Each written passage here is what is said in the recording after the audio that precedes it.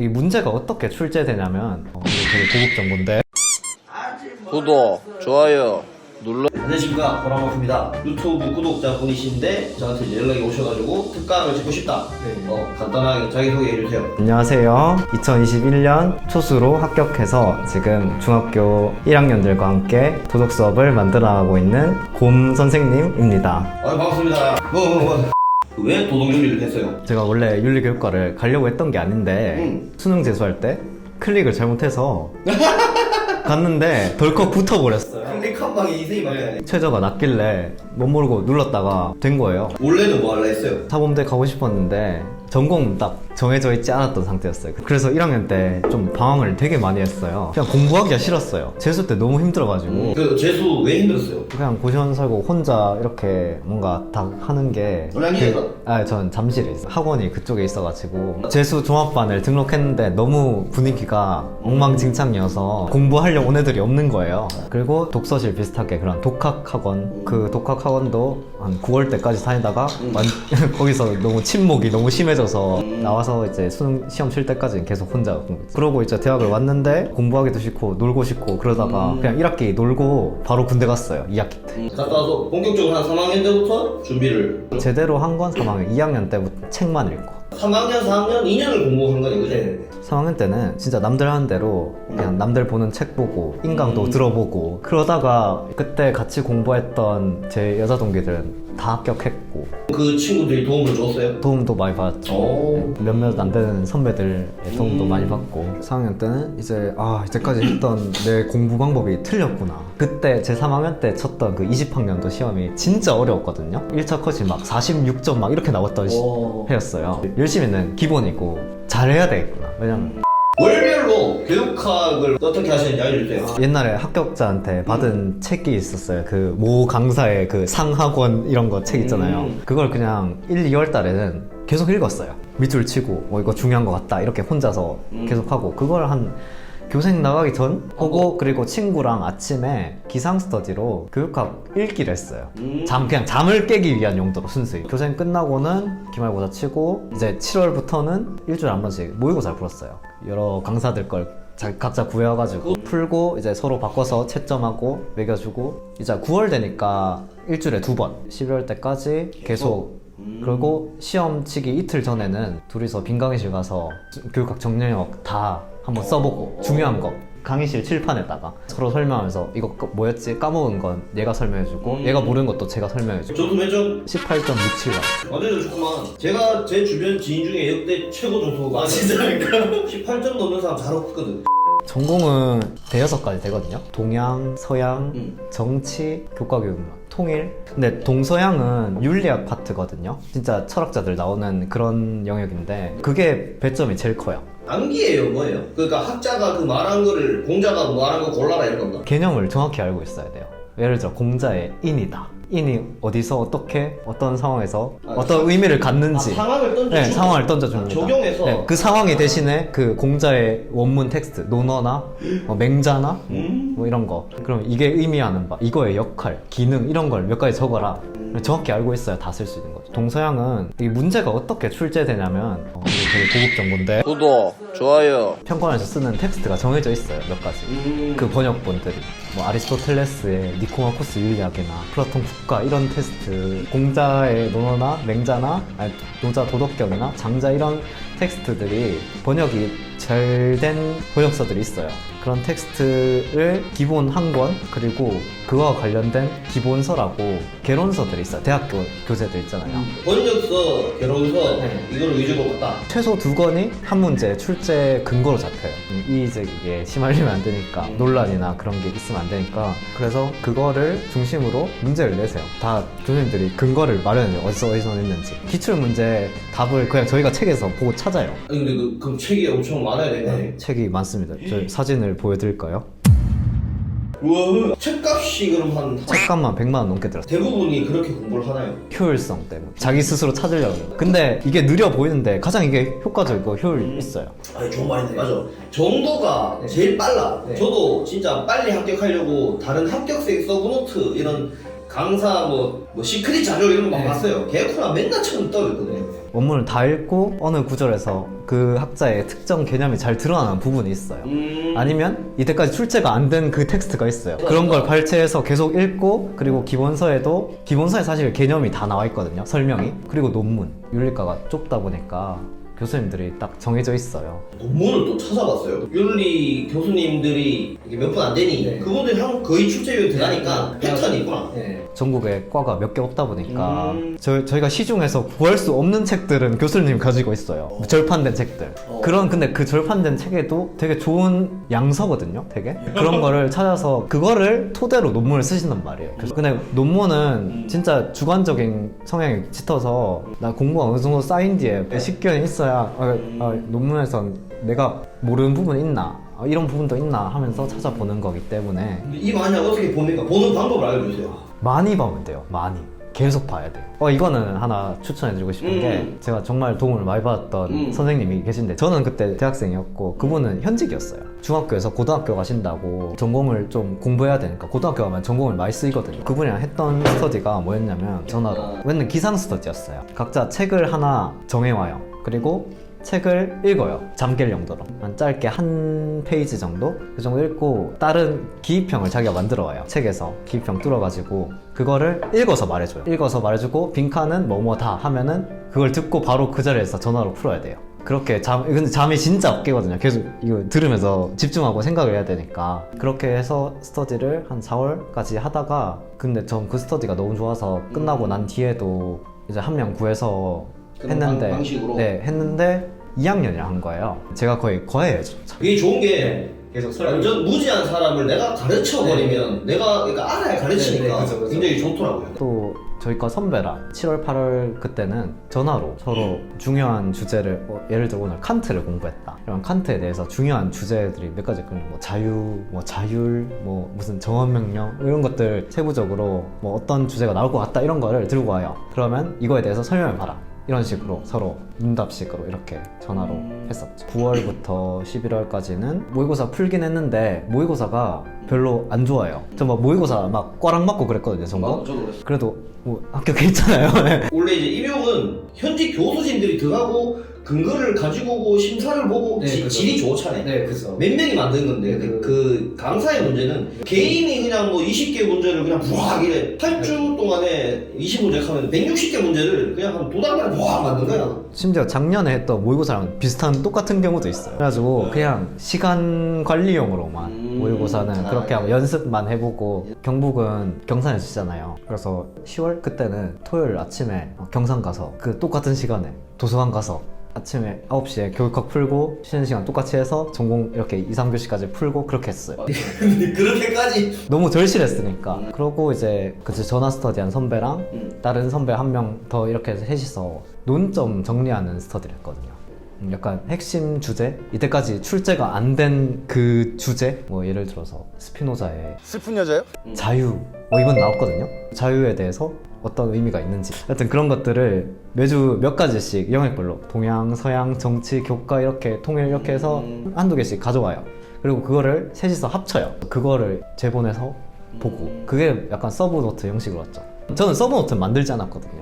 이것도 서브노트 관련해서 또 얘기하고 싶은 게, 공부를 처음 하는 사람들 서브노트를 많이 보거든요. 근데 진짜 위험한 게, 서브노트는 그 서브노트 제작자의 관점에서, 기준에서 만들어졌기 때문에 오개념이 있을 수도 있고 빠진 내용이 많을 수도 있고 안 들어온단 말이야, 처음 보면은. 그래서 저는 보지 말라고 하거든요. 그리고 볼 거면은 정말 약간 복습용으로, 자기 공부했던 걸 복습용으로 보려면 그 서브를 보고 내가 서브에서 빠진 내용을 찾아낼 수준이 되면 보라고 해요. 어느 내용이 빠져있고 이거 채워넣어야 되는데 이거 중요한 내용이 이제 빠져있고 이거는 서술이 이렇게 잘못돼 있네, 이런 걸 분간해낼 수 있는 분별력이 있으면 보라고 하거든요. 저는 이제 만들었으니까 만든 입장에서 다른 사람 거도 봤는데 볼 때마다 떨어진 거예요. 그러다가 이제 직접 만들었는데, 다른 사람 거를 보면서 합격하는 사람도 있지만, 그러니까 다른 사람 거를 정 보려면은 자기가 메인으로 공부하는 자료나 그런 방법이 있잖아요. 그거를 하면서 말 그대로 진짜 서브야, 진짜 서브죠. 그러니까 대부분 실패하는 분들이 다른 사람 서브를 메인으로 해서 그걸 공부를 해요.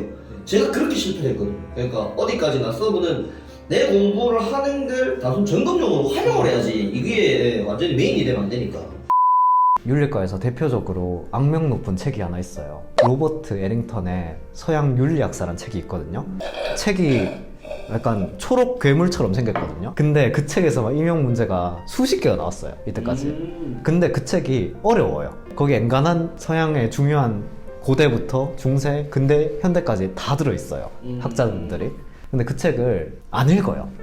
왜냐면 어려우니까. 맞아. 어렵고 힘들고 시간이 많이 걸리니까 그냥 피한단 말이에요. 쌤은 그걸 봤습니까? 저는 한 5번 봤습니다. 와. 근데 5번도 죽을 뻔했습니다. 그거- 근데 응. 책들을 1회독 하는 게 진짜 힘들거든요. 1회독이 끝나면은 사람들이 아 이제 다 알아 이러고 넘어간단 말이에요. 대충 본단 말이에요. 근데 저는 1회독이 끝나면 이제 그 책을 시작하는 거라고 생각하거든요. 이제 익숙해진 거잖아요. 내용이 막 기억이 안 나더라도 아 대충 이런 느낌이었지, 이런 말을 했었지. 그때부터 이제 집중적으로 파고 들어야 되는데 사람들이 그냥 1회독만 하고 다 봤어 이러고 책 꽂아놓고 전공 몇 점 나왔습니까? 61점 61 더하기 18하면 79.67 나왔어요. 1차는 커트라인에서 16점 높았어요. 1차 그 16이면 뭐 진짜 프리패스지 거의. 근데 그 의미 없는 게 지금 이제 유배 당했잖아요.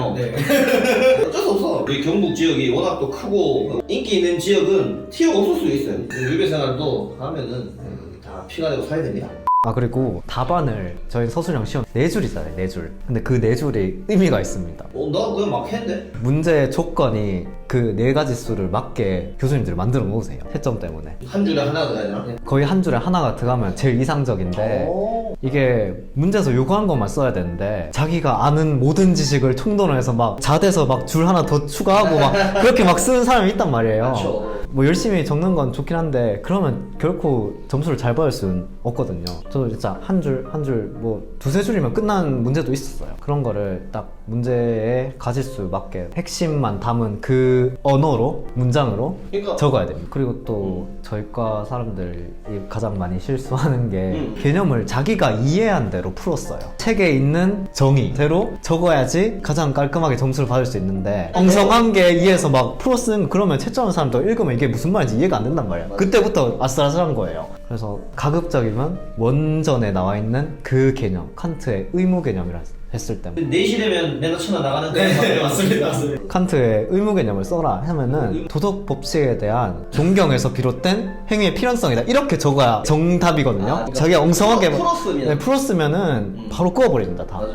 그리고 채점할 때 답지를 보고 채점을 하잖아. 누가 봐도 이게 뭔 말이지 싶고 아무리 봐도 이게 여기 해당되지 않는 것 같은데 이러버리니까 이제 다 감점이 그냥 되지. 꺼버립니다. 그래서 기출 문제를 봐야 돼요. 기출 문제 나온 그 선택지나 객관식 기출 선택지나 문장들을 이걸 답안에 가지고 와서 활용할지 이런 거를 다 정리해놔야 돼요. 이미 출제된 기출 문제는 이미 검증된 문장들이잖아요. 그래서 그거를 답안으로 활용해도 크게 감점 위험이 없거든요. 이게 모든 교과 다 똑같은 것 같아요. 우리도 문제가 나오면 그 상황에 맞는 걸 적용해서 거기서 요구하는 키워드를 적고 키워드 설명해야 되잖아요. 설명할 때도 원문에 있는 내용 거의 그대로 적듯이 해야 되거든요. 물론 이제 100%는 아니지만 7, 80%는 비슷하게 써야지 합격하니까. 결국은 임용은 교수들이 자기 책이나 시중에 있는 거에서 문제를 만드니까 그대로 하는 게 맞죠. 영역마다 좀 유명하신 교수님들이 있어요. 네. 우리도 등하산 맨날 들어가요. 그분이 갑자기 두 달을 쉬어. 그러면 이제 리스트 쫙 나오지. 어디에 학교, 어디 교수가 들어갔다. 강사들 그거 다 뽑아가지고 그거 보라 캐. 그게 뭔 의미가 있나? 자, 간단히 요약합시다. 교육학은 꾸준히 봐야 돼요. 매일 꾸준히 1월부터 11월까지. 시험 칠 때까지 계속. 그래야 안 까먹습니다. 그 다음 두 번째로 그리고 연습을 충분히 해야 됩니다. 모의고사 연습. 모의고사에 쓰는 연습. 네, 쓰는 연습. 7월부터는 해라. 부터는 그래도 하는 걸 추천드립니다. 또 마지막으로 쌤은 스터디를 정말 활용 잘한 것 같아요. 또 잘 맞았고 성향 자체가. 아, 물론 이상한 사람도 많이 만났습니다. 근데 좋은 사람들이 더 많았어서 전공은 첫 번째로 기본서, 원문 이거 두 개를 무조건 중심이 돼야 됩니다. 그리고 기출 문제. 푸는 건 아무 의미가 없어요. 보고 이거를 어디에 활용하고 그리고 기출에서 어떤 주제가 아직까지 안 나왔는지 중요한데 안 나온 주제들이 딱 정리를 해보면은 나온단 말이에요, 학자마다. 근데 이걸 되려면 어느 정도 자기가 공부가 쌓여 있어야 되겠죠. 그런 것들을 좀 활용해서 앞으로 뭐가 출제될지 예상해보는 그런 안목을 길러낼 수 있어야 돼요. 이게 진짜 말은 쉬운데 안목을 기른다는 게 저는 7년이 걸렸거든요. 말한 김에 공부 시간이 그러면 1월부터 시험 칠 때까지 변화가 있었어요? 1월 달에는 한 7, 8시간 했던 것 같아. 3월부터 이제 학기 시작됐으니까 학교 다니면서 공부할 시간이 있었어요? 학교 과제하고 수업 듣고 남는 시간에 하니까 그래도 한 4, 5시간까지 나왔던 것 같아요. 그럼 평일은 평균 4-5시간 하고 네. 주말에는 쉬었어요. 하고 싶으면 하고 안 하고 싶으면 그냥 밖에 나가고. 저도 뭐 좀 다르지만 기간제지만 평일에 4-5시간만 투자해도 학교가 있었던 게 하루에 4-5시간밖에 못했지만 그 전에 해놓은 것들도 있고 또 기본 베이스가 있으니까 그 짧은 시간에 그거를 계속 활용을 한 거죠. 이렇게 하면은 학교 생활하면서도 초소 합격이 가능하다. 멘탈 관리는 어떻게 스트레스 해소 이런 거. 학교에 상담센터가 있어서 상담센터를 적극 활용했습니다. 이런 사람 또 처음 보네. 상담센터 그 정말 훌륭하시고 인품이 훌륭하신 그런 상담사분만 만났거든요. 운이 좋게. 근데 저는 학교에 그런 게 있다는 거 알았는데 한 번도 해본 적이 없거든요. 그러니까 근데 저는- 왠지 네. 그거 가면은 내가 정신적으로 문제가 있어 그런 거 같아서. 근데 제가 1학년 때 그렇게 해서 한번 끌려갔거든요. 무슨 검사에서 결과가 이상해가지고 학교에